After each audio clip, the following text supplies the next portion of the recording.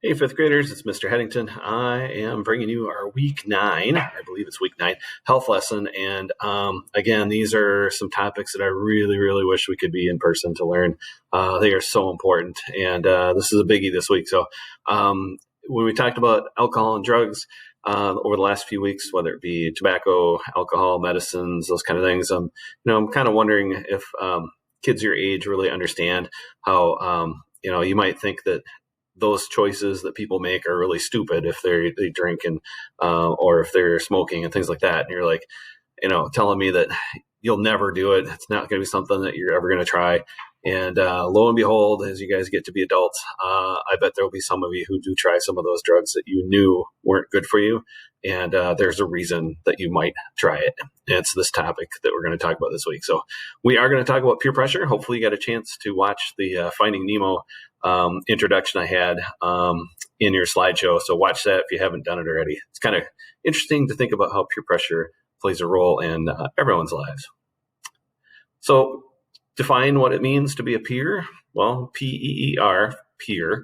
There's other words that are pronounced the same way but mean something totally different, like peer as in like you go fishing on the pier.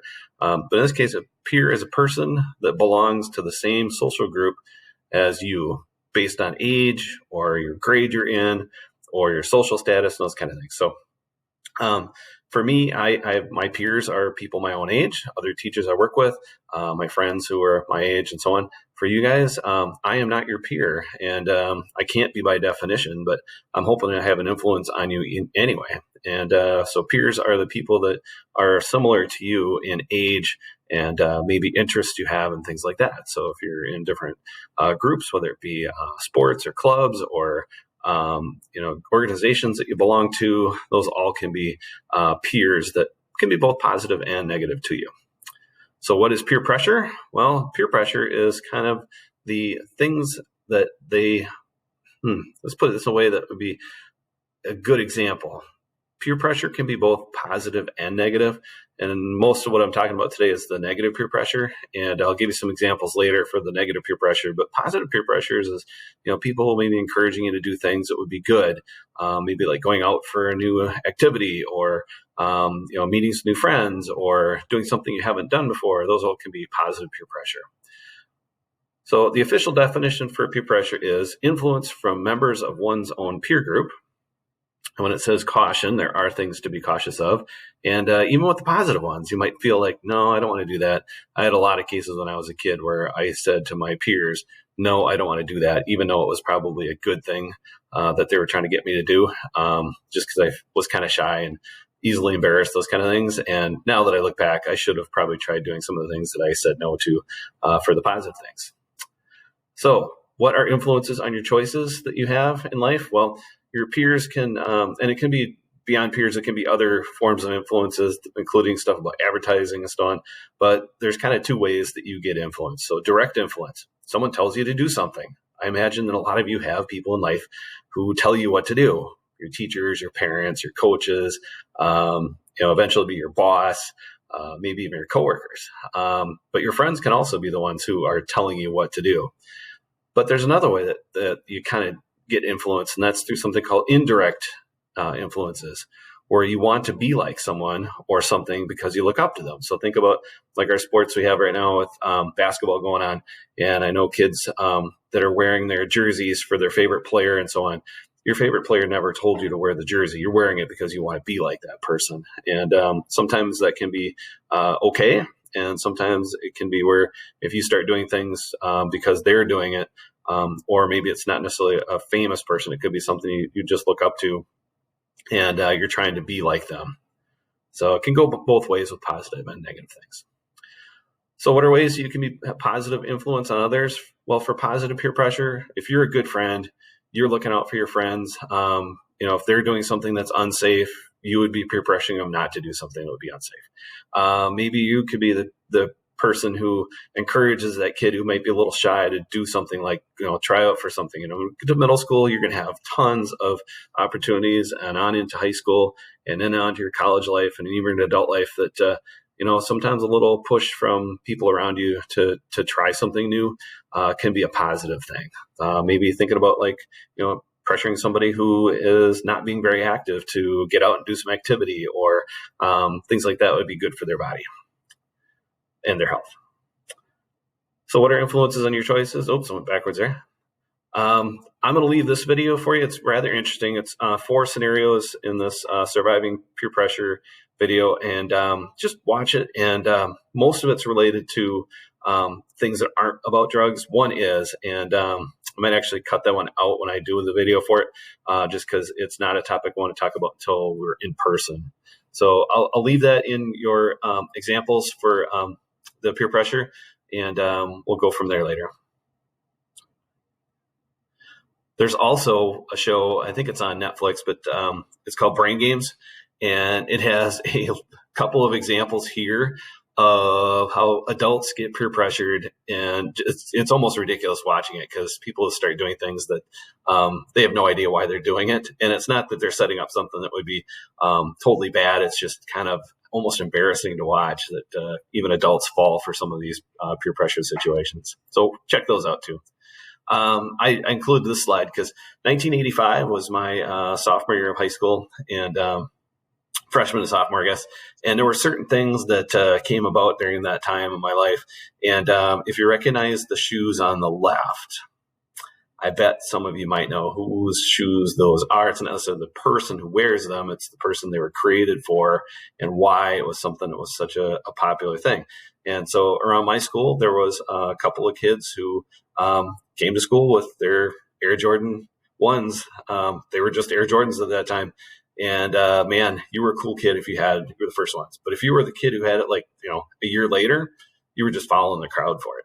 Coca-Cola jeans and clothing, that was a big popular item when I was a kid. And really it was just jeans. And it was just a shirt, but it had the Coca-Cola logo on it. Nowadays, I think, well, it's just pop. But at that time, Coca-Cola was trying to use their brand name to sell other products too. And then the football jersey here, Doug Flutie, who was he's retired now from football, but at the time he was a college athlete. He was a Heisman Trophy winner. And I had a couple of kids that I knew who wanted a Doug Flutie jersey to wear around school or just for fun kind of thing. So maybe nowadays it's kind of the Aaron Rodgers jerseys, or I see other people wearing some other teams' attire, and so things like that.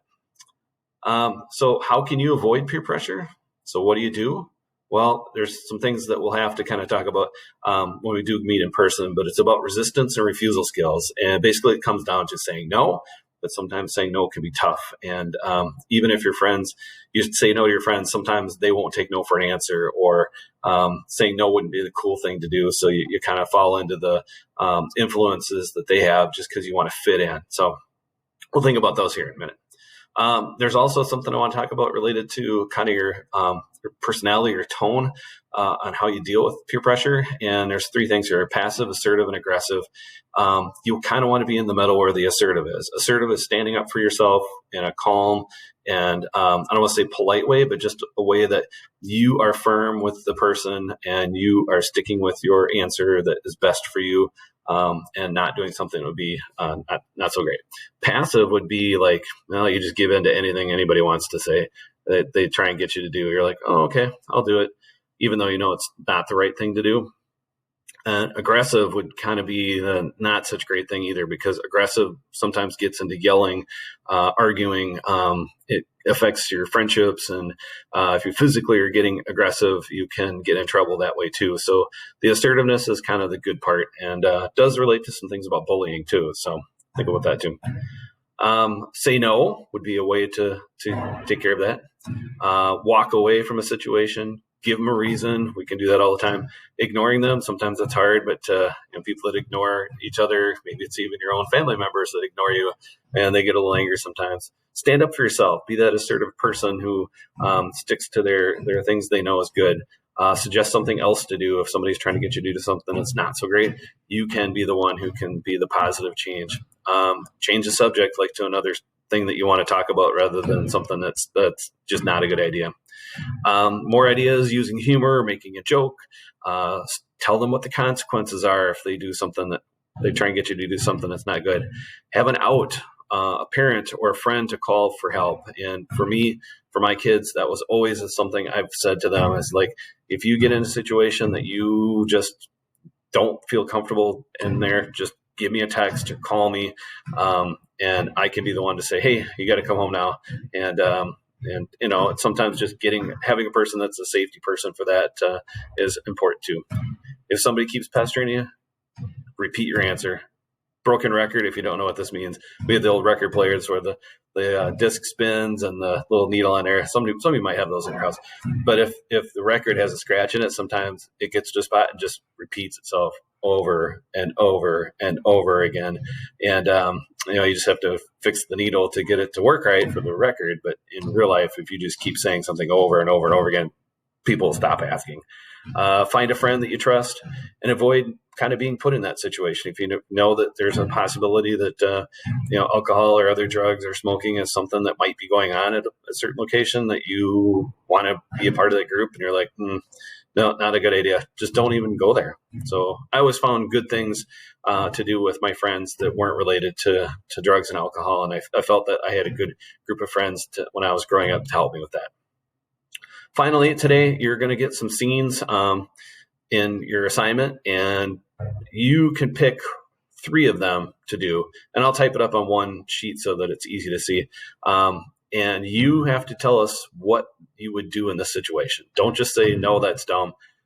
Give one of the reasons that it wouldn't be a good idea. Use some of those resistance skills for the 2 or 3 that you choose to do. So I think there's 6 situations, and not all of them have to do with drugs. So, think of peer pressure as something you're always going to have to deal with no matter what it is. So I hope you learned something today about peer pressure. And again, I wish we could be together. It could teach you so much more. And as a middle schooler, you will be learning more too about how this is helpful for just understanding things in life. And again, your guidance counselor, like Ms. Olson or at Royal Oaks, or Ms. Feltz at Northside, both are people who definitely are going to talk to you about peer pressure too. So hope you have a wonderful week, and we'll see you again soon.